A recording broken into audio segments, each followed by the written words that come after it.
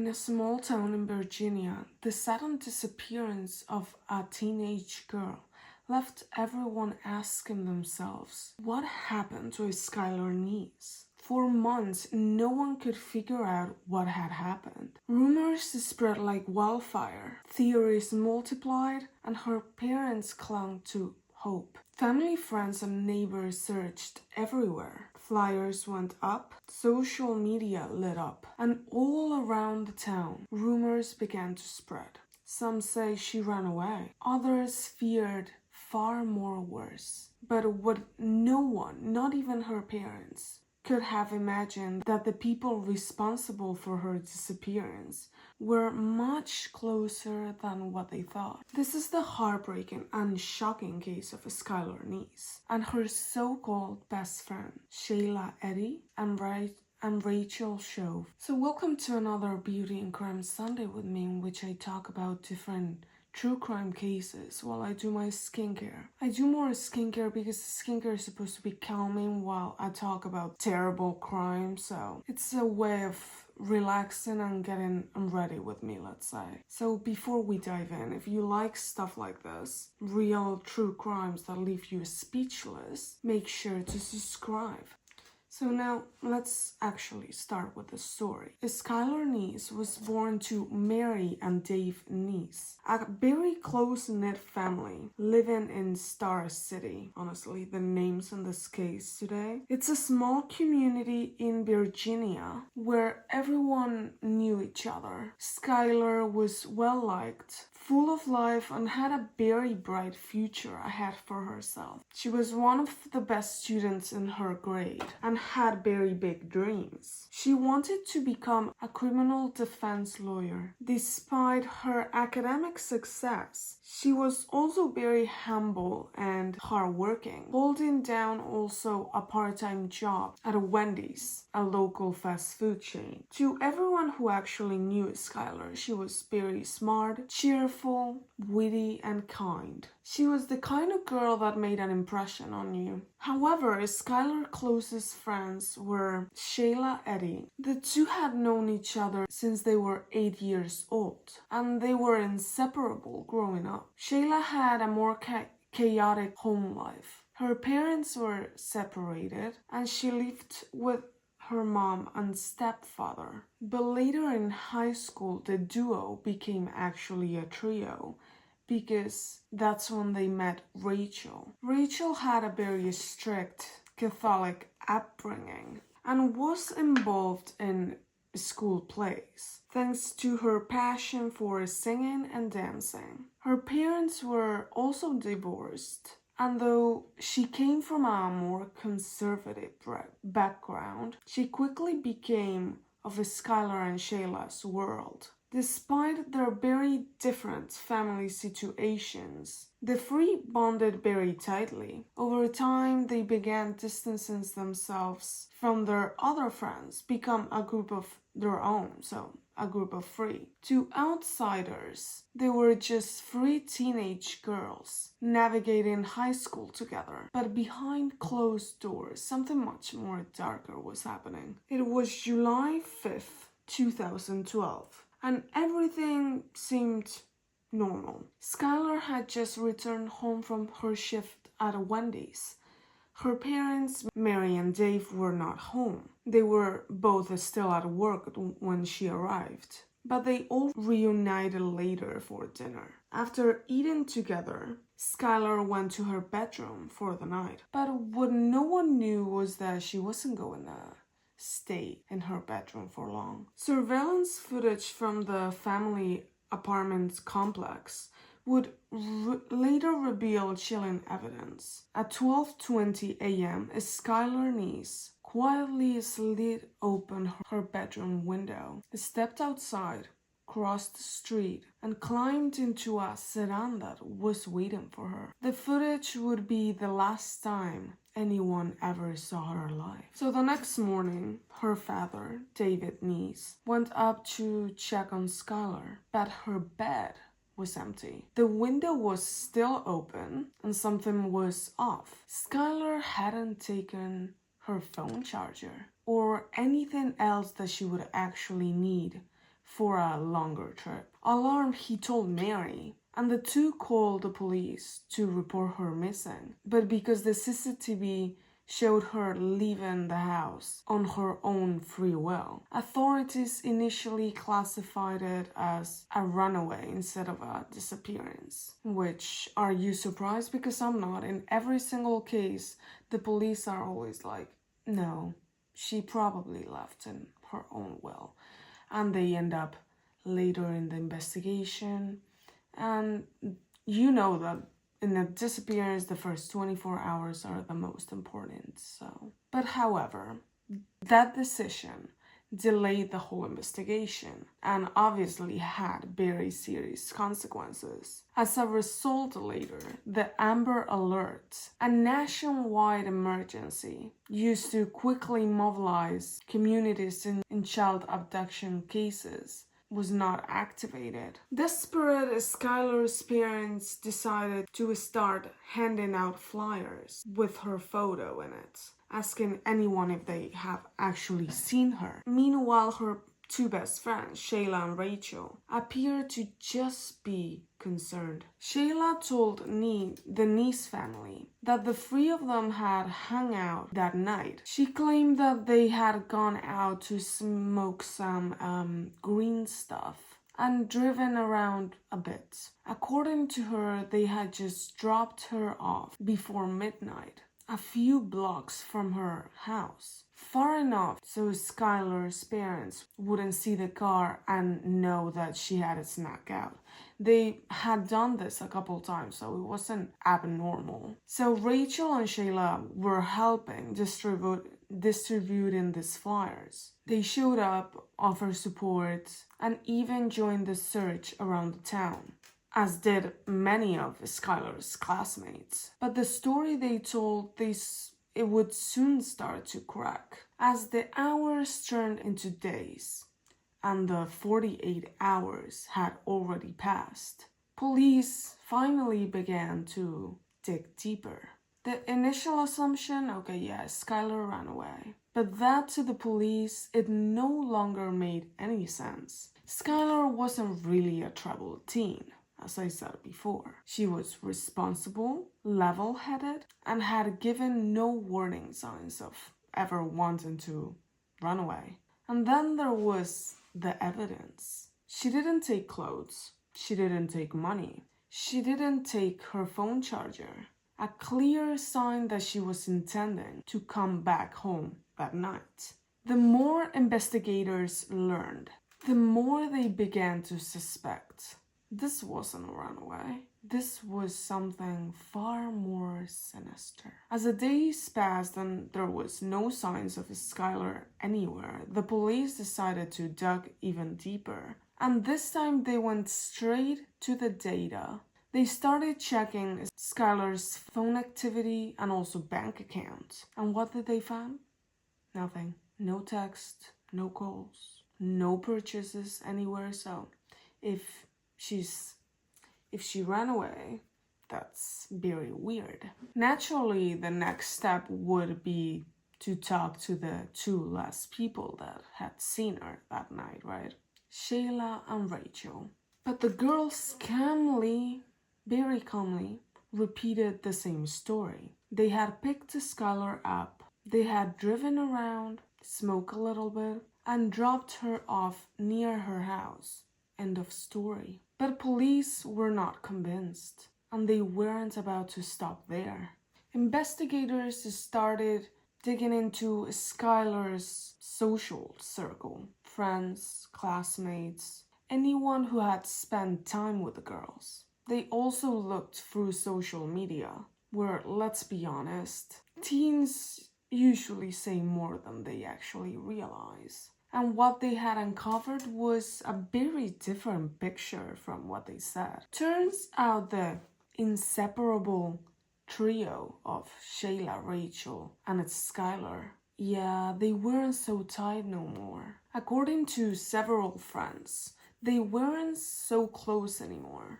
Tensions had been building for months. Shayla and Rachel had grown closer, a little too close. And they started leaving Skylar out. They made plans without her, hang out behind her back, and sometimes Skylar only found out after the fact.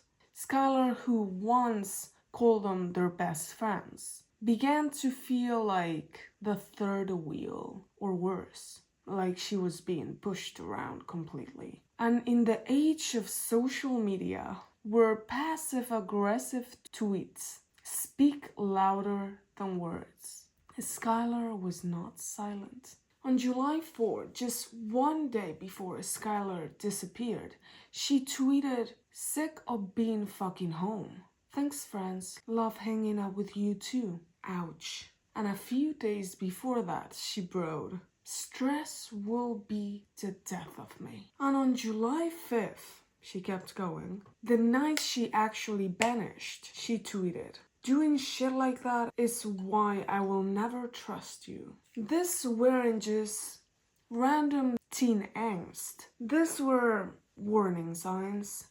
And police took note about these tweets.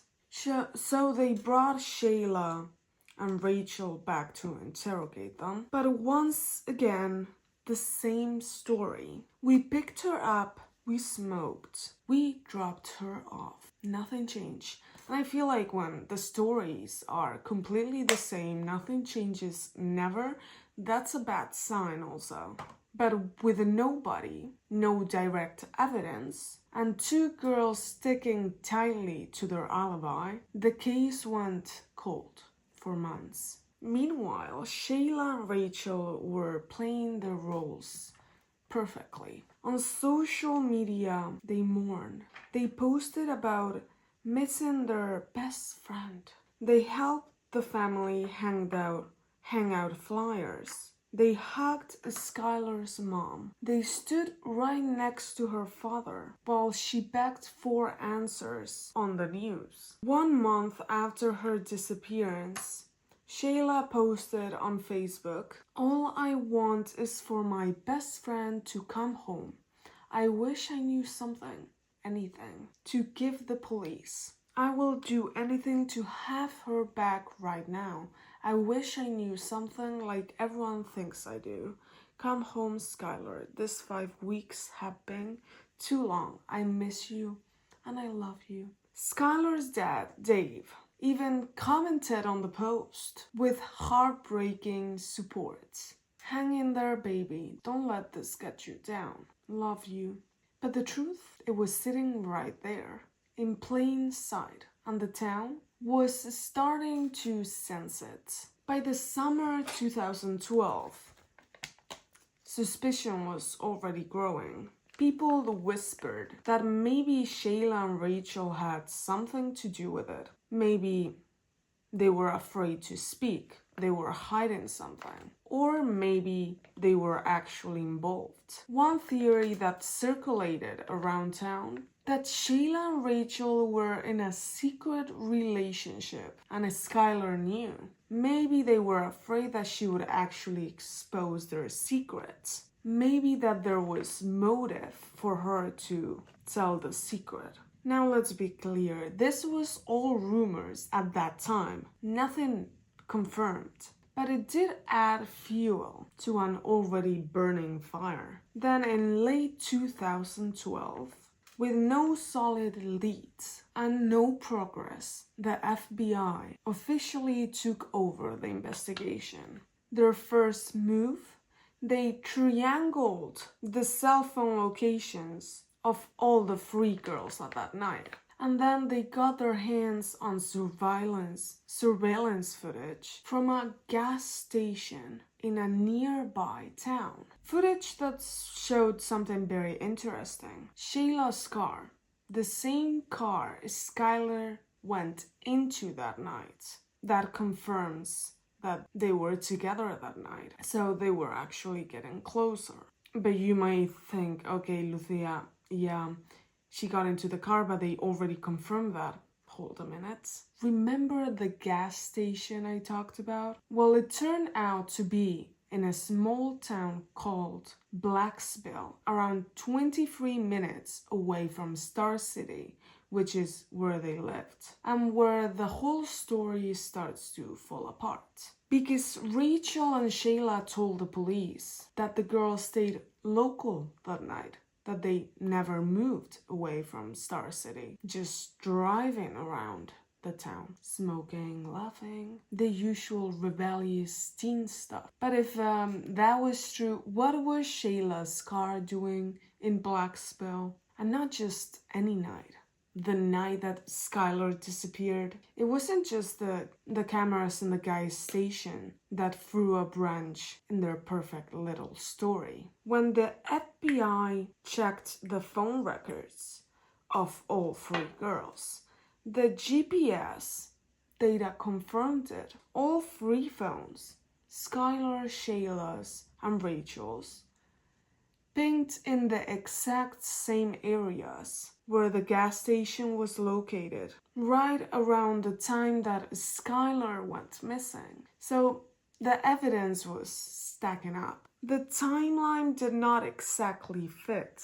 And suddenly the girls threw an excuse of, we just went for a drive. Yeah, not very convincing anymore. But despite everything, the data never lies. Also the inconsistencies, the red flags. Skylar's dad still believed in their innocence, because who wants to believe their best friends? And also they were like 15 at that time, so who would believe that the 15 best friend would actually have anything to do with your daughter's death? Also because these girls had been eating dinner in his house, had sleepovers, shared secrets. They helped out putting the missing posters. How could they be involved? But by November 2012, cracks were showing even more.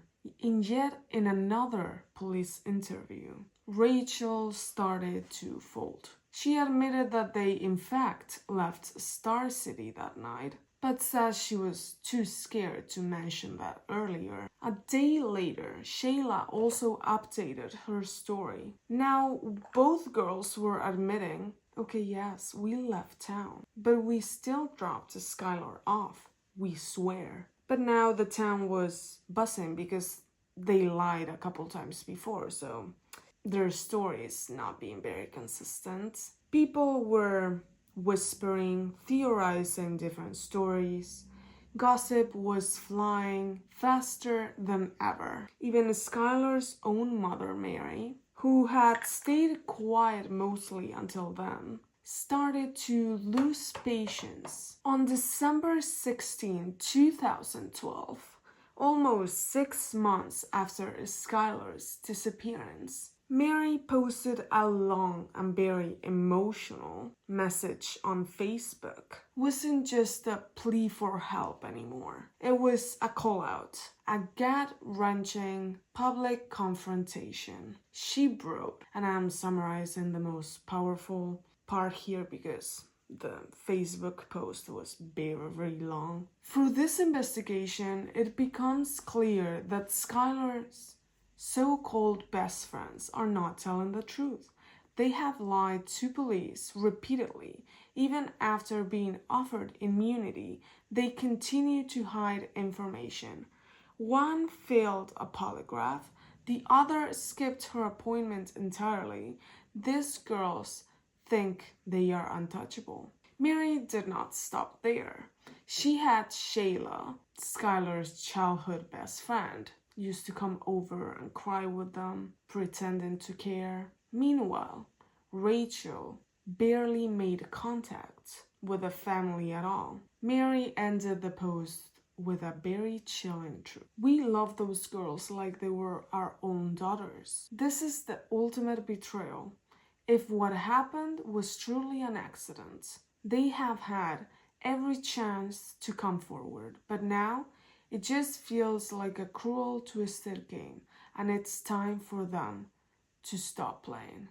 Mic drop. From that point on, Star City changed completely. People started looking at Shayla and Rachel very differently.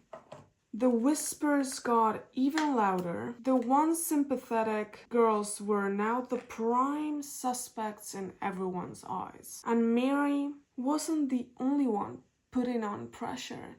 The authorities were preparing grand jury orders. Even immunity deals were on the table, just to let the girls tell the truth. But still, nothing. Absolutely nothing. Until the pressure got too heavy, I guess. And one of them finally broke. The case was still completely stuck. Sure, police knew that Rachel and Shayla had something to do with it, but technically lying doesn't make you a murderer. They knew they were hiding something, but so far there was no hard evidence linking them to the Skylar's disappearance. But everything changed in the most unexpected way. In mid-December 2012, Rachel's mom made a panic call to 911. Her daughter was having a full-on mental breakdown, screaming,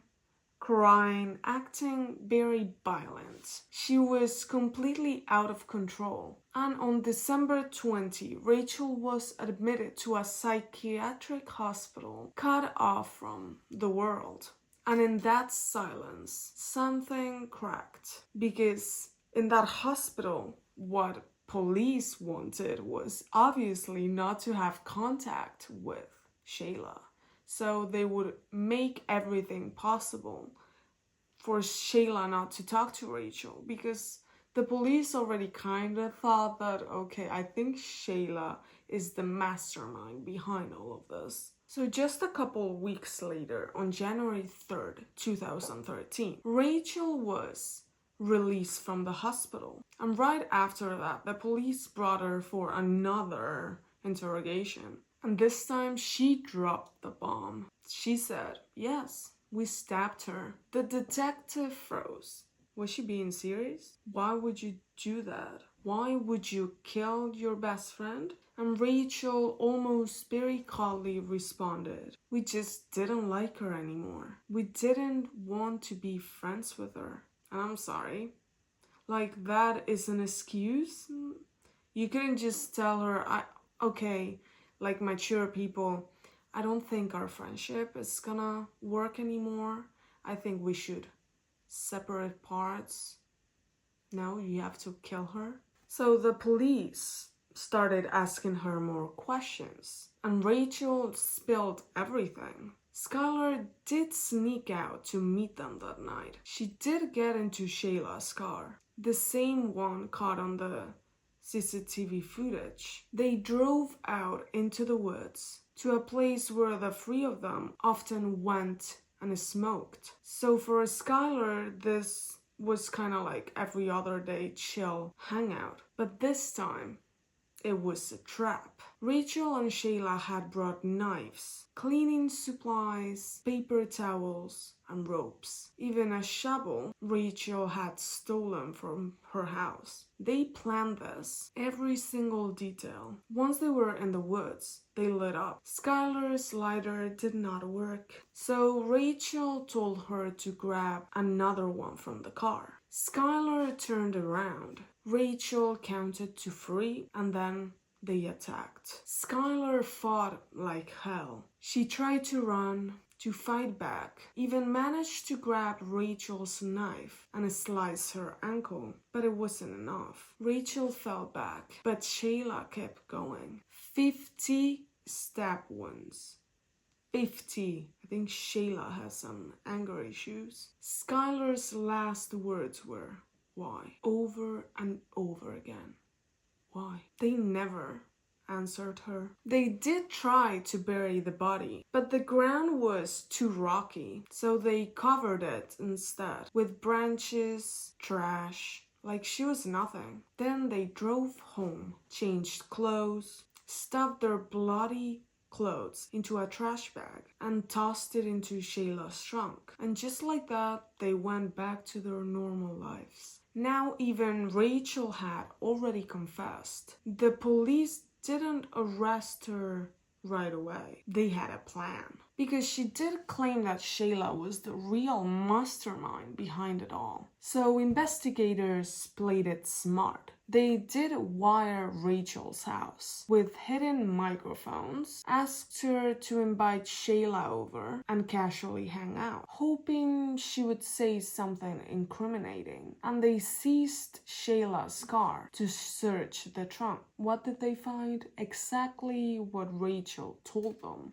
A trash bag filled with bloody clothes. DNA results later confirmed the blood belonged to Skylar Neese. February 10, 2013 would have been Skylar's birthday. Her family organized a vigil, still publicly praying for her return because Rachel's confession and her death were still a secret to the public. Friends, family, neighbors, they all showed up. Everyone except for two people. Can you guess who they were? Oh yeah, Rachel and Shayla. Their absence said more than words ever could. Just when you thought this case could not get any more twisted, the police made a discovery that no one could ever have expected. While going through Skylar's room, they found her personal diary, and what was inside would shock even the most experienced detectives. Skylar had written about everything: her friends, their drama, their secrets. But the entries that stood out the most was about her best friend, Shayla. Skylar had exposed Shayla's sexual experiences, writing in detail about their relationship and private encounters. But the most explosive entry in that diary was written August 21, 2011. That night, the three of them had been drinking, and according to Skylar's journal, she witnessed Shayla and Rachel, her two best friends, have relations in front of her. They don't really say if it was just they were kissing and stuff, or if they actually had sexual relations in front of her. They don't really specify, but it is known that they were doing some weird stuff in front of her. So that one entry changed everything because now there is a motive. And also because suddenly the rumors I talked about before, they were confirmed. Shayla and Rachel had been secretly involved, and the rumors did not seem like rumors anymore. And now, what it is guessed, Skylar knew too much. 2 weeks after that night, Skylar posted something very cryptic on Twitter. "I'm going to tell everyone all the shit I know." Kinda sounds like a threat. So was the moment that Shayla and Rachel decided to silence her forever? So on March 13, 2013, the police finally went to the public. They announced that Skylar's body had been found about 50 kilometers away from her house. But here is the wild part. Even with her remains confirmed, Shayla and Rachel were still not arrested. They were free, tweeting away, living their lives. And Shayla, she was very online. Here are just some of her tweets during that time. "No one on this earth can handle me and Rachel. Think you can? You are wrong. Rest easy, Skylar. You will always be my best friend. I miss you more than you will ever know." And the creepiest one, on April 1st, 2013, Shayla tweeted, "We really did go through with it. 3, 2, 1. That last line, the 3, 2, 1, was the exact countdown Rachel had described in her confession before they actually stabbed Skylar. It wasn't just a tweet, it was more like a confession, hidden in plain sight.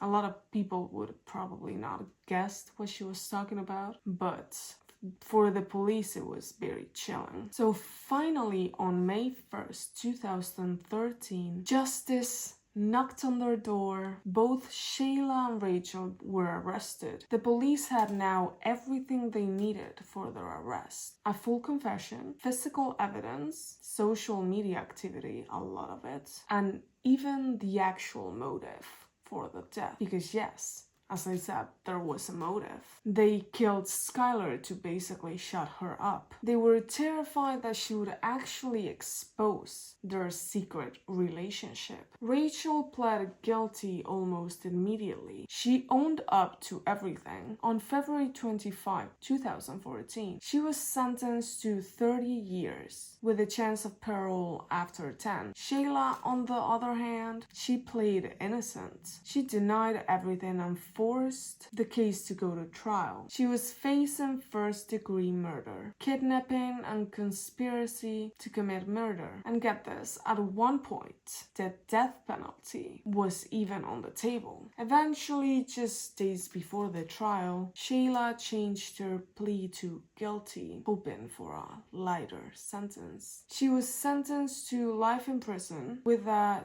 chance of parole after 15 years. Today, both Rachel and Shayla are serving their sentence at the Laken Correctional Center in Mason County. Skylar's tragic case sparked real change. At first, police treated her disappearance as a runaway, not activating the Amber Alert, which we all know that is very important. That delay could have cost precious time. So her family fought back for a new law, the Skylar's Law. Now in West Virginia, any missing child, regardless of the circumstances, triggers an immediate Amber Alert. Because no child should ever be dismissed as another runaway, even after this case was closed and the murderers were behind bars. The story of Skylar Neese was not over. Her parents, torn by grief, but fueled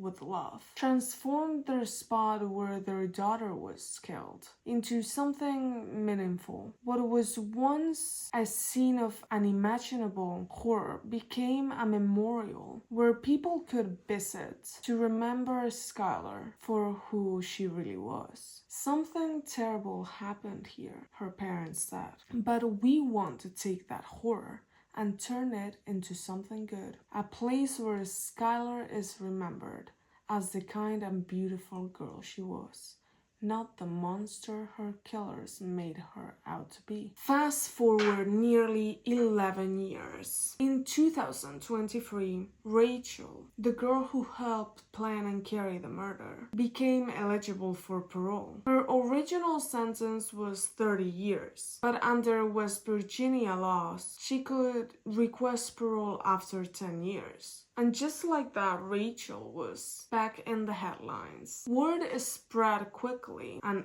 outrage followed. Friends and family of Skylar Neese launched a petition on Change.org to stop Rachel's early release. Rachel doesn't deserve parole, the petition read. She helped plan and carry out a cold-blooded murder. She spent months lying to everyone, her family, her friends, and the police. She only confessed when the walls began to close in. 1,000 people signed. On May 9th, 2023, Rachel stood before the parole board in the room where Skylar Neese's grieving parents. Rachel addressed them directly and said, "I can't express how sorry I am for what I did. I loved her. What I did was terrible, and there are no words for the pain I caused. I pray for you every day. I would trade places with Skylar if I could. I made a horrible mistake, but I'm not a horrible person." But Skylar parents? Well, they were not buying it. David Neese, Skylar's dad, stood up and made a statement that shook the room. He said, "Because of this malicious monster, my daughter never got a limo for her prom. She got a hearse. She didn't wear a shiny dress. She wore a body bag. She will never have a graduation certificate. She has a death certificate. First-degree murder has shown no true remorse. I believe she's proud of what she did to my daughter. The day after stabbing Skylar to death, she was seen smiling on a boat, posing for pictures. I wasn't there to protect my daughter on July 6th, but I am here now to make sure this killer stays locked away. If she walks free, she will kill again. For her, murder was a game, and if she gets out, no parents will sleep peacefully again. The room fell silent. Then came the ruling. Parole denied. Rachel would remain behind bars.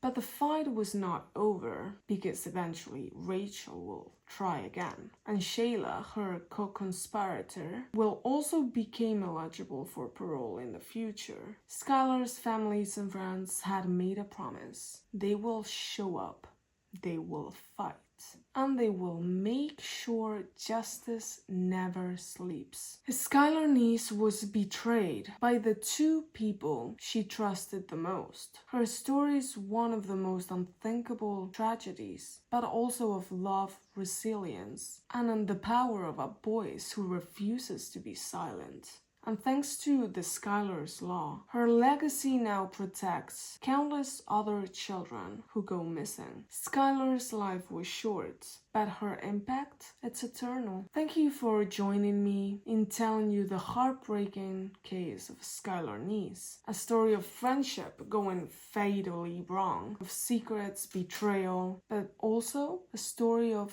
resilience. Because through their grief, Skylar's parents turned tragedy into change. They fought for Skylar's Law to make sure no other missing child is ever dismissed as just another runaway. Skylar's voice was stolen, but her story now speaks louder than words. She was funny, she was bright, she was also very loved. And though her life was taken far too soon, her legacy continues to save others every single day. So if there is one thing that we take from this case, let it be this. Speak up, stand up by your truth, and never ignore your instincts. And above all, always remember Skylar. Until next time, stay safe, stay aware, and take care of each other. Also remember, do your skincare. And if you don't end up like a clay donut at the end of it, you're not doing it right. Bye bye!